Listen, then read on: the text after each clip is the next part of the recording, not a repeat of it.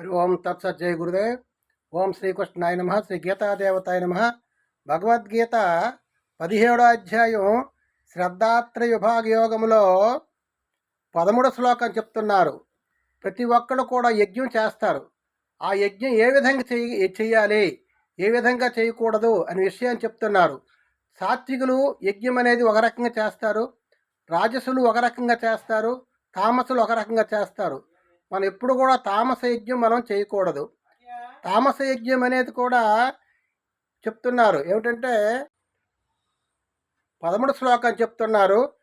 విధిహీనము సృష్టాన్నం మంత్రహీనమదక్షిణం శ్రద్ధా విరహితం యజ్ఞం తామసం పరిచక్ష్యతే.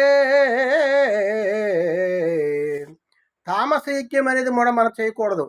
ఎవరు చేయాలి? రాక్షసులు, కోరికతో ఉన్నటువంటి వారు, అటువంటి వారు మాత్రమే రాక్షస యజ్ఞం చేయాలి.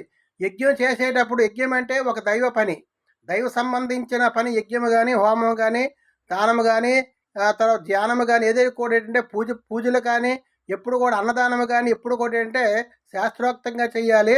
ఆ విధంగా ఏం చెప్తున్నారంటే, శాస్త్ర విధిని అనుసరింపక అన్నదాన రహితముగా ఏ యజ్ఞం చేసినా సరే అన్నదానం ఉండాలి. శాస్త్ర విధిని అనుసరించి చేస్తూ ఉండాలి యజ్ఞము.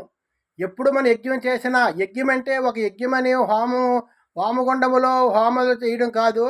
హోమం అంటే, యజ్ఞం అంటే ఒక మంచి పని, మంచి కార్యక్రమం, దైవ కార్యక్రమం అనే దాన్ని యజ్ఞం అంటారు. శాస్త్రాలు చదువుతాం, గ్రంథాలు చదువుతాం, అది కూడా యజ్ఞమే. స్వాధ్యాయ యజ్ఞము, తపో యజ్ఞము, జ్ఞాన యజ్ఞము, ఇవన్నీ కూడా యజ్ఞం సంబంధించినవే. శాస్త్ర విధిని అనుసరింపనివాడు అన్నదాత రహితమైనది, మంత్రహీనమైనది, దక్షిణలు లేనిది.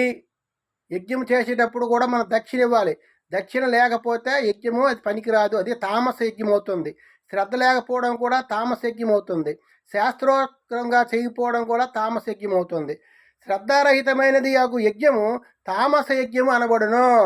ఎవరైతే మంత్రహీనంగా అన్నదానం లేకుండా, దక్షిణ లేకుండా, శ్రద్ధ లేకుండా, ఏదో ఆడంబరం కొరకు, ఏదో ఒక గొప్ప కావాలని, ఏదో కోరికలతోని, ఆసక్తితోని ఎప్పుడైతే మనం యజ్ఞం చేశామో అది తామస యజ్ఞము.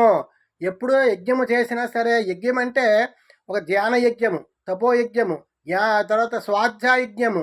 మనం కూడా గ్రంథ చదువుతూ ఉంటాం, అది కూడా ఒక యజ్ఞమే.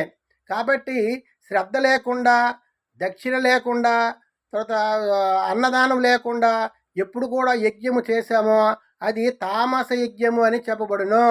అదే తామసులు యజ్ఞాన్ని చేస్తారని పరమాత్మ తెలియజేశారు. హరి ఓం తత్సత్. జయ గురుదేవ్.